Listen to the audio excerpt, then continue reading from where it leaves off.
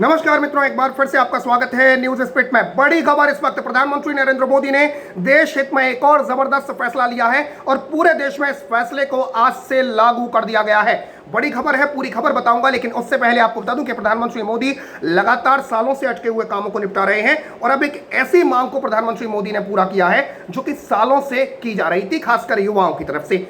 और ये मांग थी नेशनल रिक्रूटमेंट एजेंसी की, यानी एनआरए की। तो आज एनआरए को हरी झंडी दे दी गई और इस बारे में सूचना एवं प्रसारण मंत्री प्रकाश जावड़ेकर ने, जो आज केंद्रीय कैबिनेट की बैठक हुई, उस मीटिंग में लिए गए फैसलों की जानकारी देते हुए ये बात कही। उन्होंने कहा कि नौकरी के लिए युवाओं को बहुत परीक्षाएं देनी पड़ती हैं, 20 भर्ती एजेंसियां हैं और ऐसे में हर एजेंसी के लिए परीक्षा देने के लिए कई जगहों पर जाना पड़ता है। साथ ही साथ उन्होंने कहा कि अब नेशनल रिक्रूटमेंट एजेंसी यानी राष्ट्रीय भर्ती परीक्षा कॉमन एलिजिबिलिटी टेस्ट लेगी और इससे करोड़ों युवाओं को लाभ मिलेगा।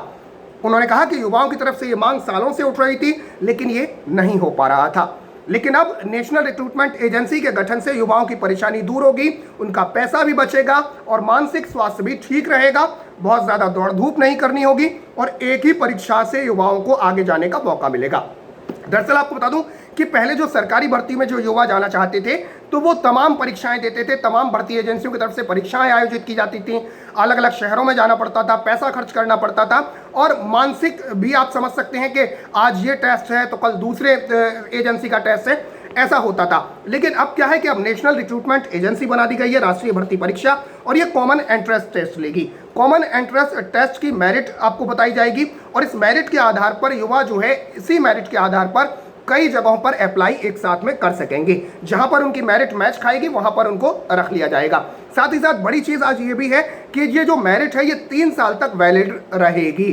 तो ये बड़ा फैसला मोदी सरकार की तरफ से लिया गया और निश्चित तौर पर देश में खुशी की लहर है, खासकर युवाओं में, क्योंकि युवा इसकी काफी लंबे वक्त से मांग कर रहे थे।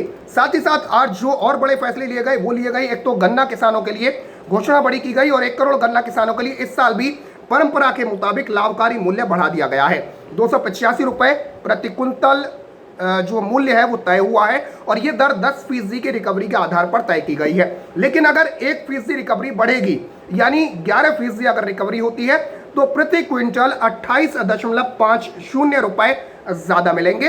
वहीं अगर 9.5% रिकवरी या इससे भी कम रिकवरी रहने पर भी गन्ना किसानों को संरक्षण देते हुए 270.75 रुपए प्रति क्विंटल की दर से कीमत मिलेगी। केंद्रीय मंत्री प्रकाश जावड़ेकर ने बताया कि इसके साथ ही सरकार एथेनॉल भी खरीदती है और पिछले साल सरकार ने करीब 60 रुपए प्रति लीटर की दर से 190 करोड़ लीटर एथेनॉल की खरीद की थी। साथ ही साथ आज जो एक और जो बड़ा फैसला लिया गया वो ये कि जो 3 एयरपोर्ट्स हैं उनको प्राइवेट कंपनियों के हवाले कर दिया गया है। फिलहाल आपको बता दूं कि 6 हवाई अड्डों का संचालन यानी मैनेजमेंट, प्रबंधन, ऑपरेशन और विकास का ठेका यानी डेवलपमेंट का ठेका प्राइवेट कंपनियों को दिए जाने का फैसला लिया गया है और इसके लिए नीलामी के जरिए टेंडर मंगाया गया था। सबसे ज्यादा बोली लगाने वाले को जयपुर, गुवाहाटी और तिरुवनंतपुरम हवाई अड्डे देने का फैसला लिया गया है। साथ ही साथ आपको बता दूं कि केंद्रीय मंत्री ने बताया कि सरकार को इससे तुरंत 1070 करोड़ रुपए मिलेंगे और एयरपोर्ट अथॉरिटी ऑफ इंडिया इस पैसे का इस्तेमाल जो है वो छोटे शहरों में हवाई अड्डों का विकास करने में करेगी। साथ ही साथ जावड़ेकर ने कहा कि इसका एक और फायदा ये होगा कि हवाई यात्रियों को ज्यादा सुविधाएं मिलेंगी।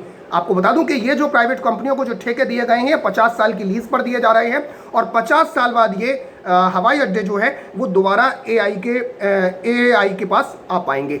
साथ ही साथ डिस्कॉम्स को राहत दी गई और आपको बता दूं कि कोविड-19 महामारी की वजह से पावर सेक्टर इस वक्त दिक्कत में है।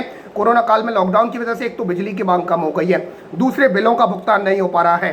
तो ऐसे में राज्यों के डिस्कॉम्स को राहत देने के लिए पावर फाइनेंस कॉर्पोरेशन यानी पीएफसी और रूरल इलेक्ट्रिफिकेशन कॉर्पोरेशन यानी आरईसी को लोन देने के अधिकार की सीमा अब बढ़ा दी गई है। अब वो डिस्कॉम्स को उनके वर्किंग कैपिटल के 25% तक की रकम से ज्यादा लोन दे सकते हैं। इससे डिस्कॉम्स में लिक्विडिटी बढ़ेगी और डिस्कॉम्स को बिजली वितरण में परेशानी नहीं होगी। साथ ही साथ आज एमएसएमई सेक्टर पर भी बड़ा फैसला लिया गया, लिक्विडिटी बढ़ाने का यह बड़ा फैसला लिया गया। आपको बता दूं कि सूक्ष्म, लघु और मध्यम उद्योगों के बिल का भुगतान उनके काम पूरा होने के 90 दिनों के बाद होता है। बिल पेमेंट में देरी से लिक्विडिटी की समस्या उत्पन्न होती है, उनको तुरंत पैसा मिले इसके लिए डिस्काउंट्स की व्यवस्था ट्रेड्स एक्सचेंज में होती है और इस व्यवस्था में पहले केवल बैंक और कुछ नॉन बैंकिंग फाइनेंस कंपनियां शामिल होती थी, लेकिन अब सरकार ने सारे एनबीएफसी को इस व्यवस्था में शामिल होने की अनुमति दे दी है, जिससे एमएसएमई को लिक्विडिटी बढ़ाने में ज्यादा आसानी होगी। तो ये थे कुछ अहम फैसले जो कि आज कैबिनेट बैठक में आपसे कुछ देर पहले लिए गए। और सबसे अहम फैसला, देश में राष्ट्रीय भर्ती परीक्षा बना दी गई है जो कि एक कॉमन एलिजिबिलिटी टेस्ट लेगी और जिसके जरिए युवा नौकरियों में आवेदन कर सकेंगे। युवाओं का पैसा बचेगा, भाग दौड़ बचेगी, दौड़ धूप बचेगी और साथ ही साथ मानसिक जो उनको एक परेशानी होती है कि आज ये टेस्ट और कल वो टेस्ट, उससे भी उनको निजात मिलेगी। तो मित्रों, खबर को शेयर करें, साथ ही साथ न्यूज़ स्प्लिट को सब्सक्राइब करें और बराबर में जो बेल आइकन है, जो घंटी का निशान है, उसे जरूर दबा दें। फिलहाल के लिए इतना ही। जय हिंद, जय भारत, नमस्कार।